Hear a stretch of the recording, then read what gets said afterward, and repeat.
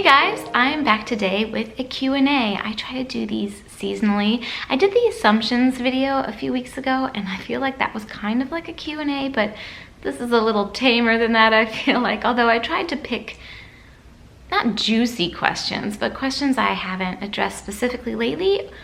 Some of them I have, but I just get asked them a lot, so I'll just try to answer those quickly. I've been reaching out on Instagram lately. I really like the little sticker thing they do. There's a lot here. So I actually went through, which I don't normally do beforehand, and I tried to kind of distill it down to the kind of ones I haven't touched on yet or the ones that were most popular. So I'm gonna try to do rapid fire as quick as possible for me. Let's jump in. First question, do you and Don still have plans to build property in Utah? If you've been a long time, an OG subscriber, you know that for a while, this was maybe even kind of at the beginning of my YouTube journey, we were looking at property in Utah. We have, Don's family has a family home in Utah that we are just so blessed to be able to go and enjoy several times a year. We usually spend a big chunk of the summer there and sometime around the holidays, and it's one of my favorite places. And we shopped around quite seriously, but ultimately we decided that that just didn't make a lot of sense right now. We have a family home, we all fit in it very comfortably. It houses me, Don, and our two children, my in-laws, and then Don's sister, her husband, and their two children. We all fit perfectly. Even all the kids can have their own room if they want. I think over the years, right now they're kind of all in their own spaces because they have different sleeping schedules because they're so little. But I think as they get older, they'll want to maybe bunk up sometimes, but it's nice to have the option for them to have their own room. So it just didn't seem like something we really needed right now. And also with Don's work at how it is right now, he needs to be here most of the time, where we live in the Chicago suburbs. So it just didn't make sense. It doesn't make sense for us right now. Not ruling it out for the future. Ultimately, I would still absolutely love to live in Utah or someplace around or on a mountain, but not right now. That's not in our plans right now. How do you help your kiddos through tantrums? My anxiety shoots through the roof. This can be challenging. Every child is different in terms of tantrums. Some children don't really ever have them. Some children have them a lot. I'm not going to go into too much specifics, but I've definitely had my fair share of experience with tantrums, and I know with Donnie we're going to be, coming into that territory soon, because it starts, at least in my experience, it starts around the 18-month to 2-year-old mark.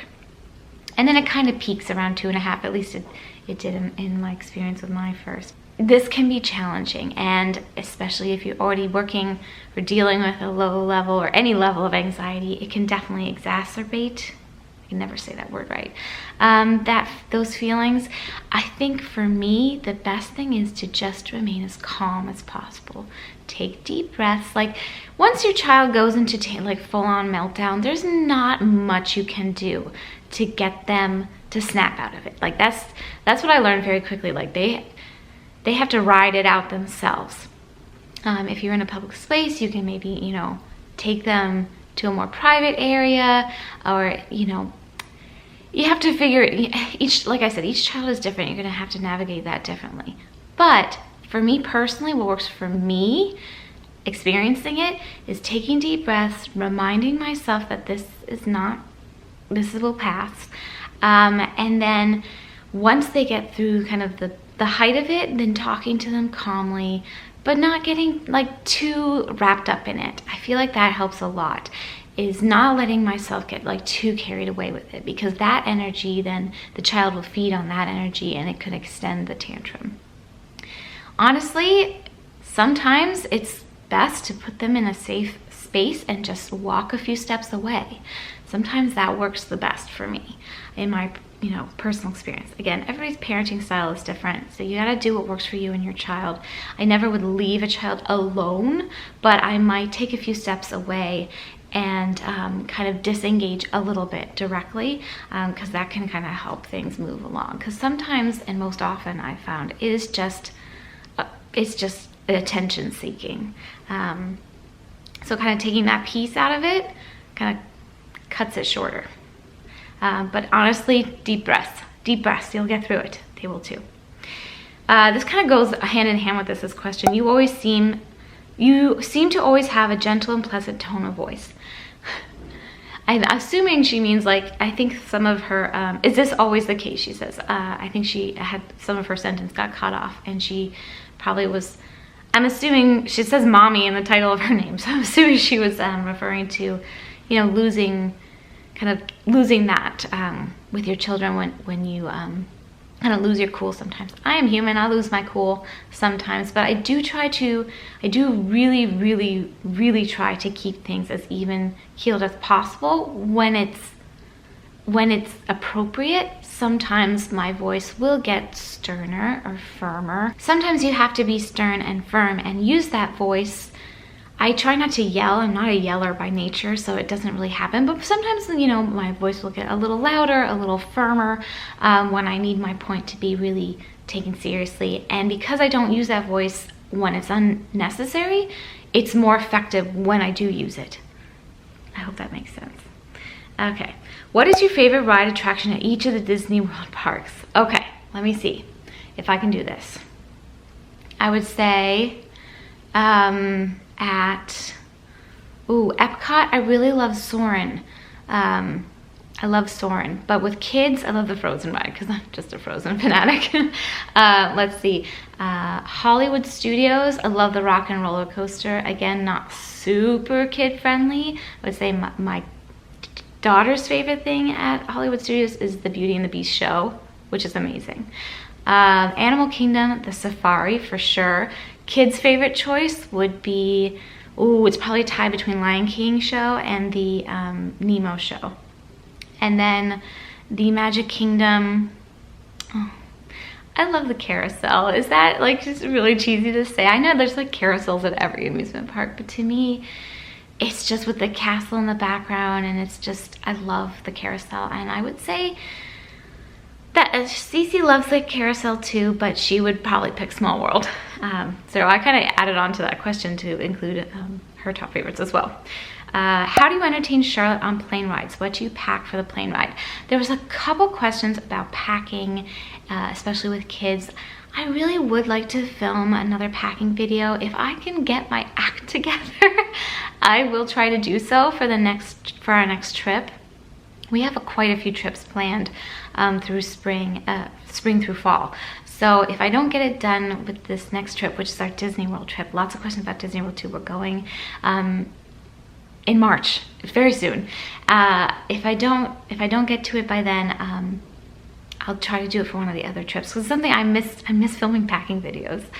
So I will try to do that. And I want to show what I bring on the plane for my kids too. I will say now that she's older, she loves her Kindle Fire. We have it's kind of like kind of like an iPad without as much power, I would say, but it's great if you just want some games and some shows and some books that you can download in advance for your kids. I like that it doesn't sync up to my like iCloud account like an iPad would. It's also lightweight, it's easy to travel with, and that helps a lot with plane rides now. It's only in the last trip or two that she even really watches it at all. But I usually get her like a little special new something, like a little toy or activity that's brand new for the flight. Something small. I don't, go crazy and spend like $50 on something, but maybe like $10, $15 I spend and get her something new. And that will keep her entertained for quite a while. So those are kind of my top two things. And top three, always have snacks. Always have so much food, you don't even like enough snacks for like 3 days, and you'll go through all of them in the one day. It's just how it goes. How do you cull through your kids' toys to keep them manageable? I have to admit, I have not been good at this, but in my defense, I held on to all of Cece's baby things, and I really just kept them out because A, she still plays with them sometimes, and B, then we had another baby. You know, my son is now 1 year old, so I knew that I was gonna have another child. It just didn't seem sense to get rid of things. It didn't make sense to get rid of things when I knew I was gonna have another baby. Now that he's, you know, reached the 1 year old milestone, it's just in the last week I'm thinking maybe I wanna do a little bit of sorting.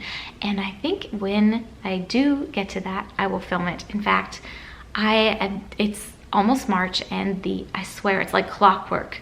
Come March, I get the spring fever bug like crazy, and I want to clean everything, purge everything, tidy, reorganize everything. And I kind of want to film more of it this year. So again, hopefully I can get my act together and do that for you, but that's kind of what I'm thinking, so stay tuned.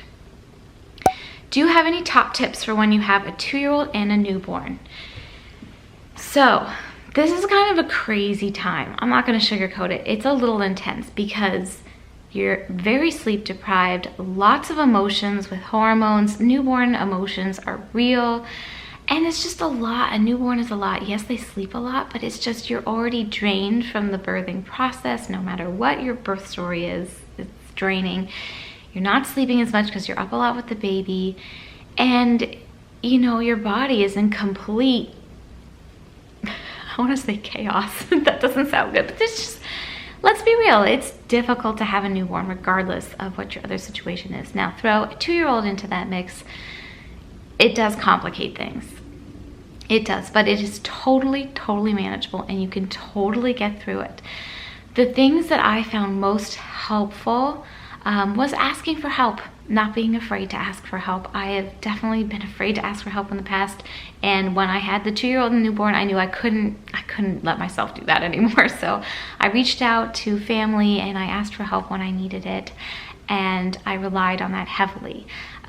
For instance, before Donnie was born, like in the weeks leading up to it, I told my family, you know, we really don't need any gifts for the baby. I know you guys want to give something, if, you know, of course you always want to give a gift to somebody you love who's having a baby.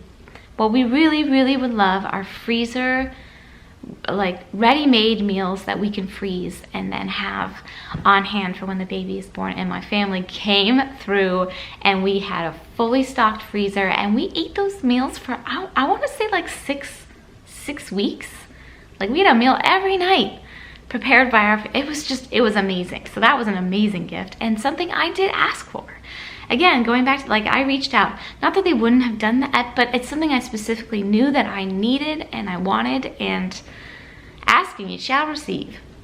In terms of, you know, managing with the 2-year-old and making sure that you're helping your child, your older child, transition, baby steps, you know, a lot of patience. Luckily, like I said, newborns do sleep a lot, so you can make sure, you're gonna be tired too, but it's really important to spend one-on-one time with your older child when you can.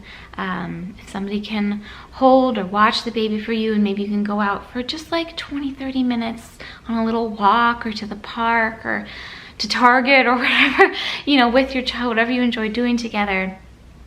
Just a little bit here and there sprinkled in, that will help a lot. And just for me, the most important thing with Charlotte was keeping up with our routines for as much as I could. So as soon as I was home from the hospital, I was back to a regular routine with her. You know, we have very structured kind of day. There's a lot of freedom for her within that structure, but in terms of wake times, sleep times, and eating times, kept all those the same. And how I managed those with, you know, preparing her food and putting her to bed and reading her stories and doing her bath. Like, I made sure that I was still doing those things as I was doing before. So that helped a lot with that. I hope this helps a little bit. I mean, this is of course just my experience, but that's what really worked for me. And also just keeping in mind during that time was that the newborn stage, it's really only 3 to 4 months. For me, it's 4-month mark is when things kind of switch out of newborn like haze. But knowing that there was an end in sight to that. Not that it was terrible or it was like super difficult, but it is challenging, and it is good to know that there will be more normalcy, more rhythm, more regularity in the not too distant future. So there you go. That was a long answer. Hi Jen, do you let Donnie watch TV or use the iPad? If so, how much screen time do you allow? Screen time, I feel like, is such a sensitive topic with people. Honestly, I don't get too worked up over it.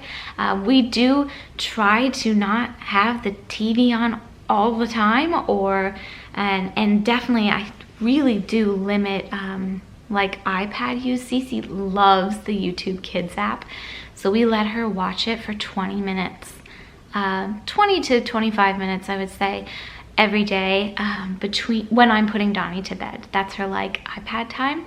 That's all she gets of the iPad anytime. I don't know, some people use it a lot more than that. I just don't want that to be a part of her, like a big part of her day.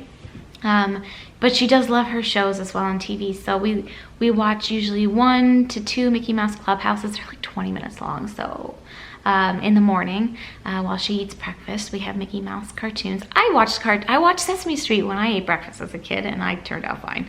And then sometimes she'll watch another one while I'm making dinner, but not all the time, not every day. And then on the weekends, sometimes we put a movie on. She doesn't actually usually watch the whole movie. She runs in and out. So that's for my 3-year-old. But Donnie, he's just like Cece. At this age, he's 12 months old. He's just not interested. He will look up at the TV when like the Mickey Mouse Clubhouse theme song is on, or when the hot dog song is on at the end. Just like she would only really look at the TV when there was music on, really up until recently. It's only in like the last few months that she actually watches something when they're not singing. And she still doesn't have a full attention span. Like, she won't sit through a whole movie or anything like that, or even a whole TV show that doesn't have like constant music in it. She just loves the music part. So he's the same with her. So he doesn't like sit there and watch TV. I don't put the TV on for him. Like I said, we have the TV on for breakfast, and then it's off for the rest of the day. Sometimes it's on while I'm making dinner, just to, if Cece's having one of those days where she needs a little extra attention and I need to focus on dinner for a minute. But hey, I wouldn't say he really has screen time at all, but I don't purposely not let him see it, if you know what I mean. He can see it if he wants to. He doesn't have to look at it if he doesn't want to. He honestly just looks up for the songs. Where else in the UK would you like to visit that you haven't already? Everywhere. I really have only been to London, and I feel like I haven't even really...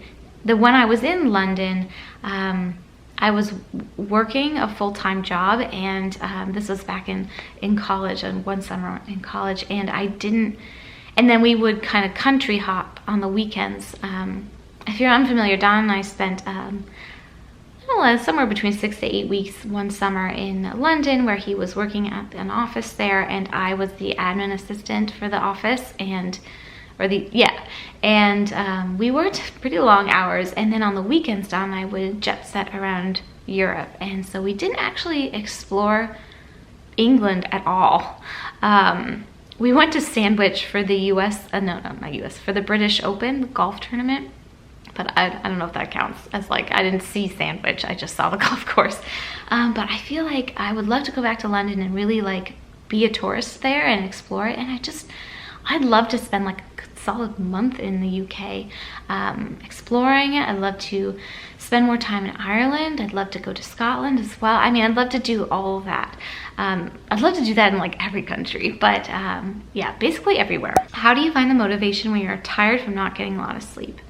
Honestly, sometimes I don't. Sometimes I don't feel motivated, and I am naturally an intrinsically motivated person. I find a lot of motivation without having to try a lot most of the time, but I'm telling you, when you are, I shouldn't say when I am tired, sometimes it's really hard. Sometimes it's really hard.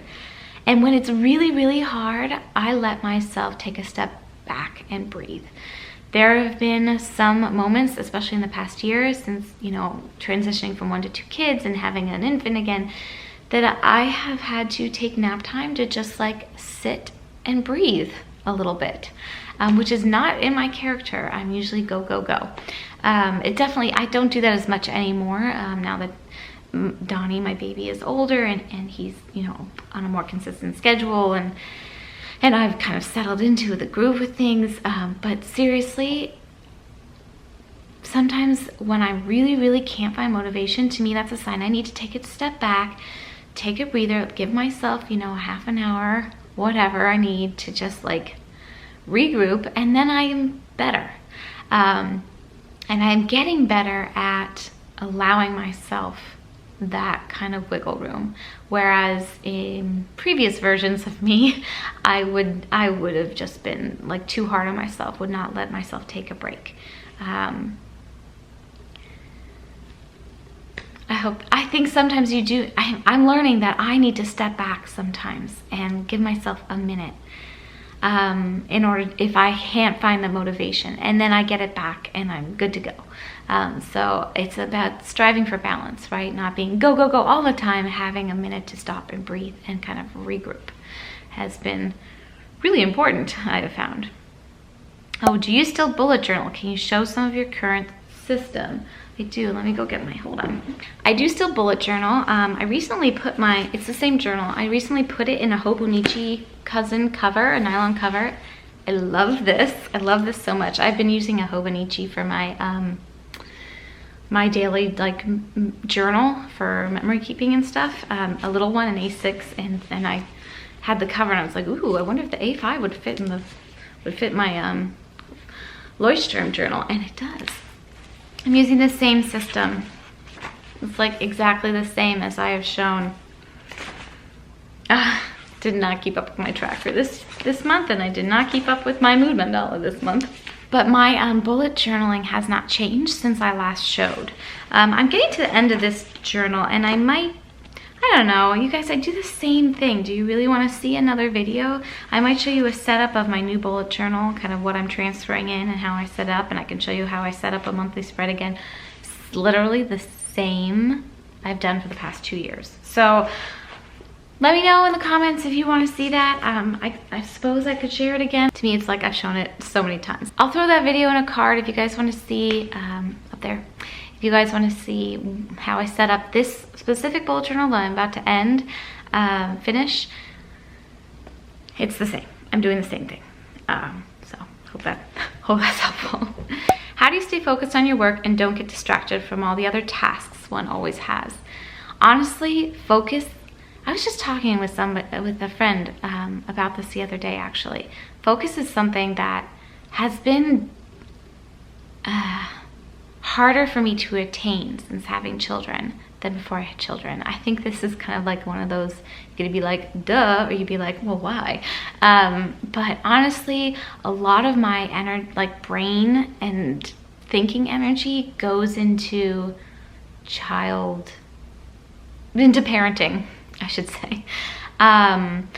So I would say I'm a very focused parent, and that has taken a lot away from focus on other things,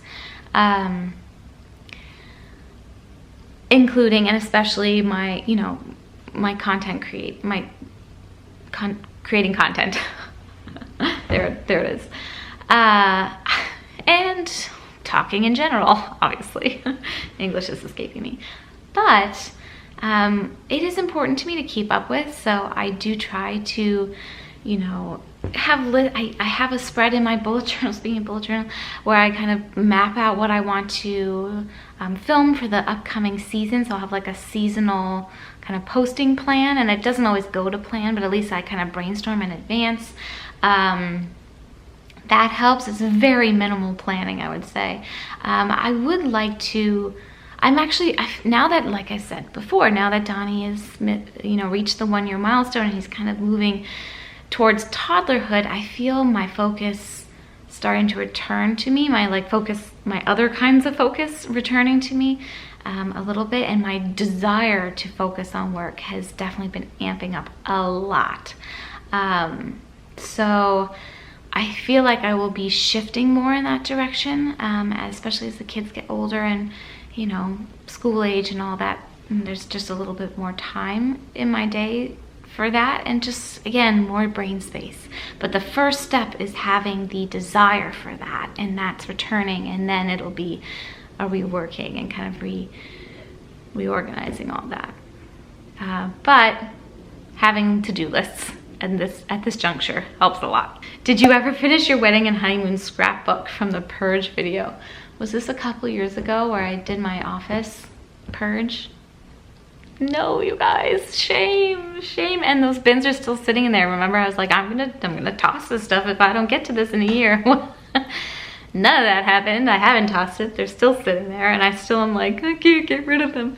Honestly, I don't know what to do about that. My office needs a serious purge as well. It's on the list. But no, shame. Shame. You guys are always so sweet to ask about Don. How's Don's back these days? He seems great playing on the floor with the baby.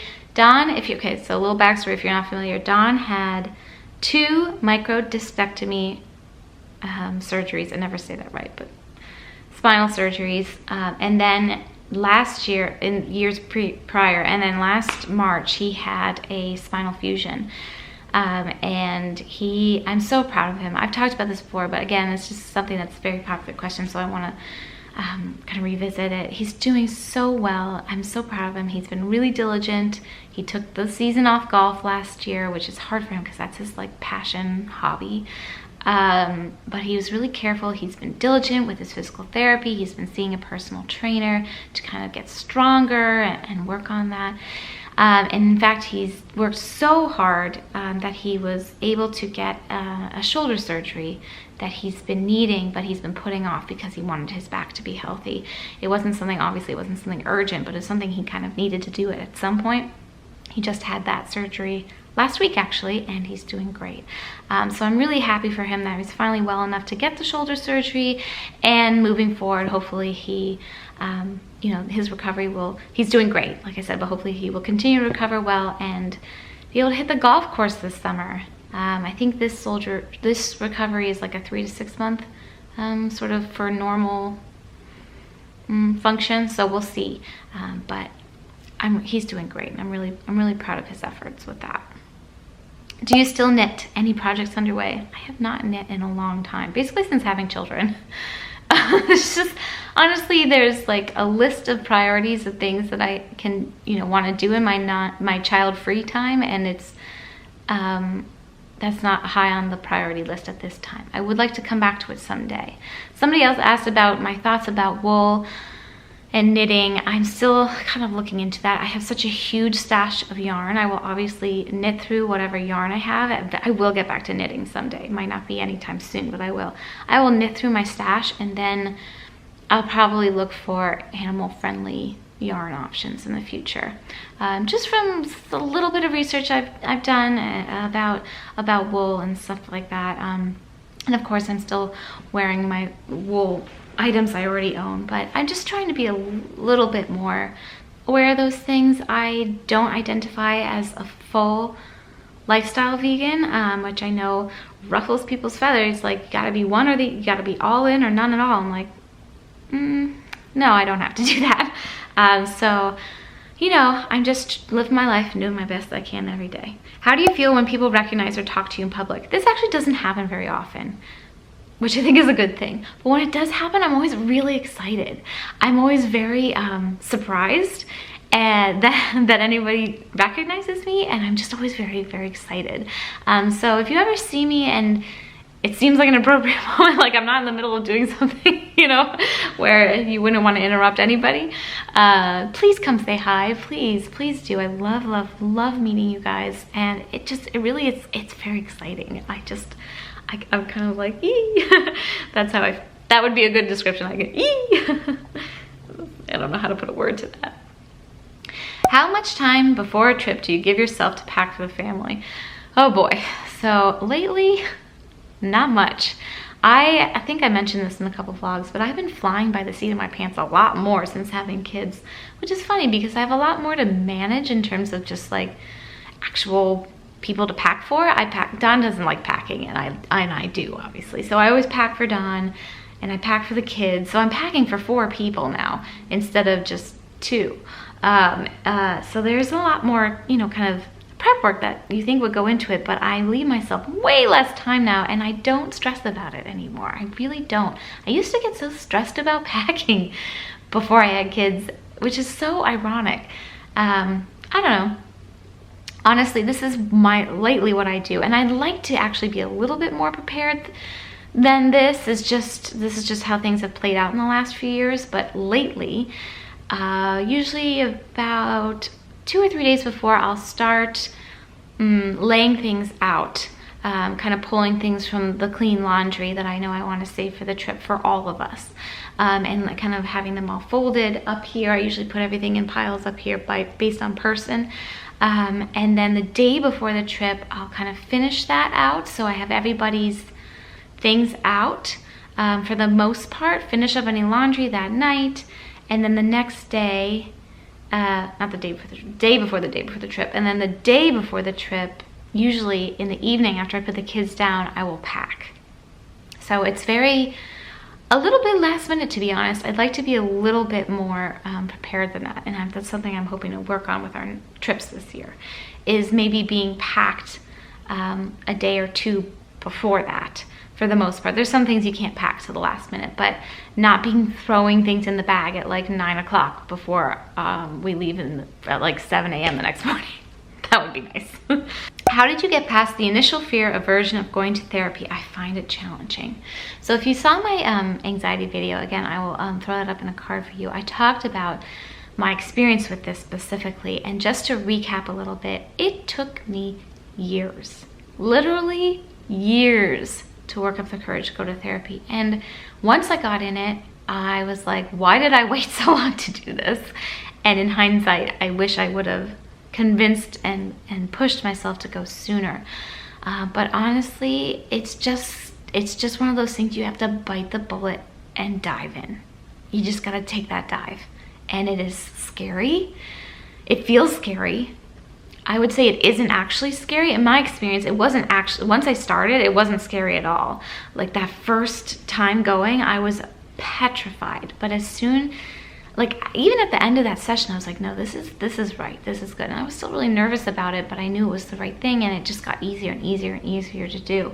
And now, you know, I'm like 5, 6, 7 years into my journey with that. And to me, it's an integral part of my life experience and a part of my week that I quite frankly need and look forward to. But you just have to do it. It's a leap of faith.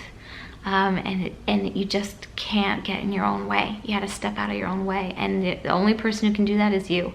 So just go for it. I promise you it will be worth it. And don't be discouraged if you don't connect with the first therapist you find.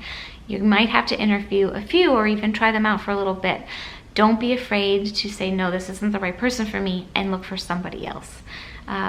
It's worth taking the time and the energy, and I know it's a lot of energy, especially when it feels really difficult for you to find the right fit. Because the right fit, it's like being in the right relationship with anybody. It's worth taking the time for. If you could live anywhere, where would you choose, in the US or outside? Honestly, I don't know if I would pick a particular place, but as I mentioned, I want to live in the mountains. So whether that's in the West or in the East or in this country even, I don't know. I really one day want to live in the mountains. What is the best way to support a partner struggling with anxiety? This, of course, is going to be very personal and individual to everybody, but for me, patience. Really just a lot of patience. That is the most important thing that you can give. That's like the biggest gift you can give to me as a person with anxiety. Being there, but being patient. I'm trying to speed these up so I can answer a few more if this video is so long. How did you meet your husband? We met in high school. We are trying to just conceive, what is your best advice aside from charting and the cervix check? I did a whole video on charting and all that. If you guys want to see it, I'll link it for you. Best advice would be stress management. So whatever that is for you. For me, a combination of yoga and acupuncture and therapy. That was what worked for me. But what works for you? Stress, it plays a huge part in trying to conceive, I believe. Do you plan to return to, I got this a few times. Do you plan to return to the workforce someday? And if so, what would that be? So I'm not offended by this question, but I just want to clarify, I do consider myself to be working. No, it's not full time, but I make an income. It takes effort to do what I do, and I consider being a content creator my job. Now, that being said, when the kids are a little bit older and are both in school, I hope to dedicate more time to my work. So I hope to make more content and kind of build around that more. But this is what I love to do. This is my passion. And this is what I want to do at the moment and for the foreseeable future.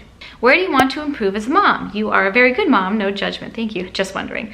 This is something I constantly strive for, and that is balance between being involved and letting them do things on their own. I think what I continually strive for is just to be very supportive and present, and to not stand in their way, to not be overly, not be manipulative, if that makes sense. And I mean that in the terms of like, I like to give them freedom within structure. That's kind of my parenting thing. Don and I are very, we're in alignment with that kind of mode of parenting, even though we have different styles. So I want to just continue with that. And obviously it takes a lot of conscious effort to not try to do everything for your child, at least for me, to not try to do everything and not try to be everything and make everything perfect all the time. So I think just being really, really present and staying attuned to them and being a good observer, being a good listener, being a good support system, encouraging, but also, letting them flap their own wings a little bit. If you had extra time, what would you do with your day? Girl, what wouldn't I do? I would organize the house from top to bottom, completely do a huge, I would Marie Kondo my whole house. That's not how you say her name, I know, but I would Con Marie the whole house. I would catch up with all my memory keeping, for sure. That would be high on my list too. And I would film more videos. Only because you stated, ask anything, laugh out loud. Do you drink soda? No, I'm not a big soda drinker. I never have been. It wasn't something available to me growing up, which I think I just never developed a taste for it. That being said, when we go out to dinner, sometimes I order a ginger ale. I don't drink currently either, alcohol, so sometimes it's nice to have a beverage, especially when I kind of want to fit in a little bit. I'll just get a ginger ale. It's the only soda I'll ever order, basically. I do like ginger ale every once in a while, but no, I'm not a big soda drinker. If you weren't invited to speak or participate in planner conferences, do you think you'd still go? This is interesting because I was just thinking about this. And this person asked, and I was like, oh, that's not interesting. Yes, I did go to Wild in Nashville, and I wasn't speaking at that conference.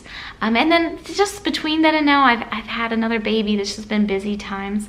I would love to go to more planner conferences and planner events. It's a little hard to get away right now with my kids being so little. And I would totally go if I wasn't invited as a speaker. I will say, however, that as somebody who deals and has dealt with social anxiety in the past, it's much less now, it's still something that comes into play. And honestly, being invited as a speaker pushes me to do things that I might hesitate more to do otherwise. So I totally would have gone. I had plans to go to Wild before they asked me to speak there. That was definitely something I was going to do. And I was literally looking forward to, and now I'm super looking forward to it because I get to be involved again, which I'm so honored and grateful for. But the answer is yes, but to be honest, it does push me more. It does push me a little bit more when I am asked to participate. Are you doing one little word this year? What is your word? Yes, my word is connect. Why haven't I seen a luxury unboxing? You used to show us your Louis Vuitton bags. Honestly, I haven't bought a luxury accessory of any sort in a long time. That was kind of a phase I went through, I would say. Not that I don't think there's anything wrong with it. I just kind of lost interest in it personally. And whatever last luxury thing I showed you that was new was the last luxury thing I bought. And I don't even remember what that was. It was years ago. I have kind of pared down that collection a lot since then. I'm probably going to do another sweep through it this spring. And I have all of that stuff is just sitting in bins, basically. I want to do another charity auction. I just don't quite know how to manage that. So we'll see. There's actually a local charity shop where that sells high-end things for charity that I can bring those things to. So I might just do that because it's a lot easier than dealing with the eBay. Was just impossible. They kept taking down my items because I don't know, because it was too many luxury things when I did my last charity auction. So I think I might just take my luxury items to the local charity shop, and they support wonderful charities. So I might do that instead of trying to sell them online in any way. How is your, lots of questions about my plant-based diet, my vegan diet, whatever you want to call it. How is your vegan diet going? Do you think you will stay vegan? It's going really great. I still feel really good. It just feels good, both I would say mind, body, soul, all of those things are kind of aligned and in line with my decision right now. Honestly, in this current headspace I'm in, I don't see myself going off of that diet anytime soon. I just can't imagine it at this moment, and I don't have any desire to. I've gotten some questions here also about if I have any cravings or, miss any non-vegan foods. No, and it surprises me. I knew I wouldn't really miss meat. I thought I would miss cheese a little bit more. There was like a couple of instances over the summer I was like, cheddar cheese would sound really good right now, which is funny because like of all the cheeses, why cheddar? But I think it was just because I was a little dehydrated and I needed the salt. Honestly, I don't. And it surprises me that I don't miss those things. I find the only time I ever think, and I don't really think like, oh, I would want to eat that. It's more like, wouldn't it be easier if I could eat those things again, just to like fit in? This doesn't happen that often. This is really very rare, to be honest, but it does happen. I'm trying to be honest with you guys. Like if only I could eat such and such, and then I could blend in better. But I'm getting over that. It happens much less frequently than it did in the beginning of my journey. And I'm coming up later this spring will be my 1 year, anniversary or whatever they call it of going this route. And no plans to change that at the time being, but who knows how life will unfold. Who knows? Baby names you love but won't be using. So we never really picked other boy names because once we knew our first was a girl, we never really, we always knew that we were gonna name our son after Don's family name. So Donnie's named after his father, who's named after his father, who's named after his father. So it's a long line of Donnies. But anyway, for boy names, I really like my brother's name Scott, and I like my father's middle name Michael. So we did joke around a little bit for a moment before we knew that Charlotte was a girl about Michael Scott. But then it's like The Office, and it just couldn't go there. But I do like that name a lot. Anyway, for girl names, we had 2 picked out other than Charlotte. And if you're not familiar, Charlotte was named after my grandmother. So we have family names on both sides, from both sides of the family. So we had Catherine, spelled with a K and a Y. So Kathryn. I think that's what we're gonna do. Catherine, I don't know, whatever way you want to spell it. I'm not sure if we were gonna do the Y now. I can't remember. And Jessica, with Anne as the middle name was my choice. Don didn't like the Anne as the middle name, but I like Jessica Ann, and I think it was Catherine Elizabeth or Jessica Ann. Oh, and that's it. Oh, good, because this video is really long. I hope you guys enjoyed hearing from me today, and hopefully I answered some of your questions. Thank you so much for asking. I will see you at the end of the week with my favorites from February, and I hope you guys are all well. Yay, March is coming. March is literally, though, my least favorite month of the year in terms of like weather. It's just so gray and dull in the Midwest, and usually pretty cold and miserable, and you just want it to be spring. I love winter, but come March, I'm like, bring on spring, and it's never spring here in March. Never. But anyway, hope you're all well. Hope you're enjoying your life and your family and your loves and everything wherever you are. And thank you so much for watching. Take care, you guys. Bye.